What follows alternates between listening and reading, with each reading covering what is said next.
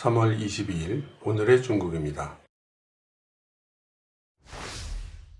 워싱턴에 본부를 둔 국제인권단체 프리덤 하우스는 코로나19가 전세계 인터넷 자유도 하락을 가속했다고 2020년 인터넷 자유 보고서를 최근 발표했습니다. 보고서는 조사 대상 65개국 중 중국이 최하위를 기록했다고 밝혔습니다. 중국 관영신화통신은 18일 장산자업 공업인터넷망 통합건설 전담반을 설립한다고 밝혔습니다. 후젠보 중국정보통신연구원 총공정사는 중국 신통원이 건설 운영하는 공업인터넷 식별자 해석 국가급 노드가 이미 안정적으로 운영되고 있다며 국제주요 식별체계와 상호 연동되어 있다고 설명했습니다. 장삼각 식별자 데이터 자원협력체계, 식별장치의 발굴 및 활용, 전국 최초로 지역 식별 데이터 산업 생태계 조성, 식별 데이터 구동을 통한 장삼각 내지 장장 경제벨트 조성 산업전환 업그레이드는 디지털 경제와 실물 경제의 융복합 발전을 추진할 것이라고 합니다.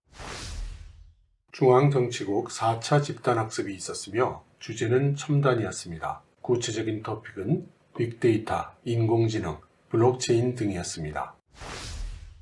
디디 추싱이 광저우에서 지방정부와 계약을 맺고 자율주행 택시의 테스트를 실시합니다. 이번 계약은 디디가 2030년까지 플랫폼을 통해 100만 대 이상의 자율주행차를 운영하겠다는 야심찬 포부를 상하이에서 로보택시 시범 운영을 한 지 9개월 만입니다. 디디는 2019년 8월 자율주행 분야 진출 3년 만에 자율주행 사업부를 독립기업으로 분사했으며 현재 500여 명의 연구원들이 자율주행차의 핵심인 시각인식, 고화질 매핑 등의 기술을 개발하고 있습니다.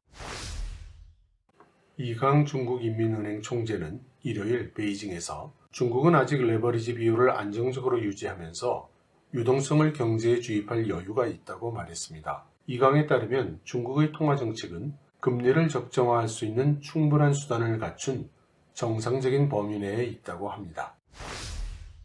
미중 긴장 고조는 북한이 핵회담에서 입지를 강화할 수 있는 기회를 준다고 홍콩 사우스차이나 모닝포스트가 보도하였습니다. 베이징 카네기 칭화 글로벌 정책센터의 짜오퉁 핵정책 선임연구원은 바이든 행정부가 중국 측의 우호적인 관계를 확대할 용의가 있었다면 중국은 북한에 대한 협력에 더욱 적극적으로 나설 것이지만 중미 관계의 근본적인 개선을 위한 공간이 크지 않기 때문에 북한과의 협력을 위한 공간도 크지 않은 것 같다고 말했습니다. 미일 양국은 중국 타이완 간 군사 충돌이 발생할 경우 협력하기로 합의했다고 소식통이 전했습니다. 로이드 오스틴 미 국방장관은 화요일 기시 노부오 일본 방위상과의 회담에서 이 문제를 거론했고 일본은 이러한 비상사태에 대한 대응을 어떻게 조정해야 하는지에 대한 논의는 없었다고 소식통이 말했습니다.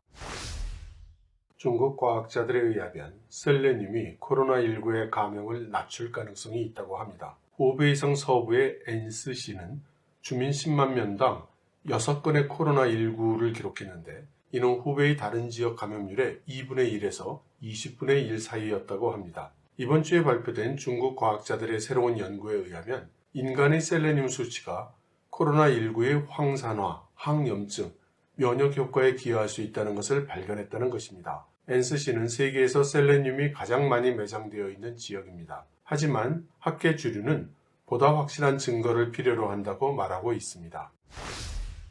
중국의 바이허탄 댐이 금년 7월 4년 만에 완공됩니다. 약 300m 높이와 800만 세제곱미터 이상의 콘크리트로 만들어진 이 바이허탄 댐은 양자강의 상류로 알려진 진사강 위에 솟아 있으며 후보댐의 16배의 에너지를 생산할 예정입니다. 총 1,700억 위안, 달러로는 261억 달러가 투입된 이 댐은 중국 공산당이 100주년을 맞이하는 7월 1일부터 연간 62테라와트 이상의 전기를 생산할 수 있고 이산화탄소 배출량을 5,200만 톤까지 줄일 수 있을 것으로 기대됩니다. 이 댐의 건설로 10만 명에 달하는 사람들이 이주했으며 사람들은 생태교란, 메콩강 유역의 수량 문제들을 걱정하고 있습니다.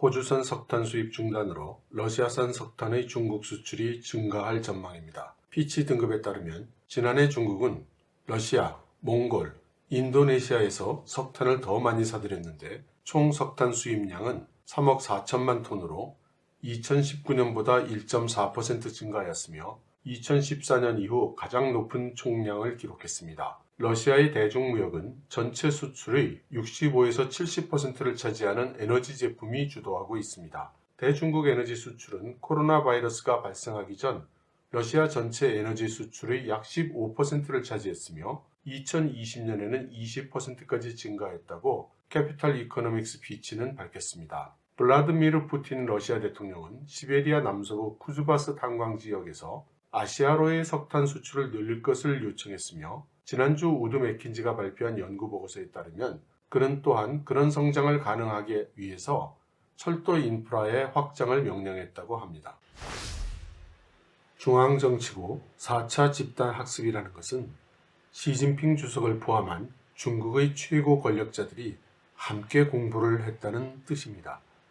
이들이 빅데이터, 인공지능, 블록체인 등의 기술을 함께 공부한다는 것은 앞으로 중국이 노력할 방향으로 선포한 거국체제 과학기술 개발, 디지털 경제, 그리고 디지털 위안화 등 이런 신정책의 무게가 어느 정도인지를 짐작하게 합니다. 우리가 언제까지나 중국을 개발도상 국가로 취급할 것이 아니라 이제는 진지한 대책을 세워야 할 시점이라고 하겠습니다. 여러분, 좋은 하루 되십시오.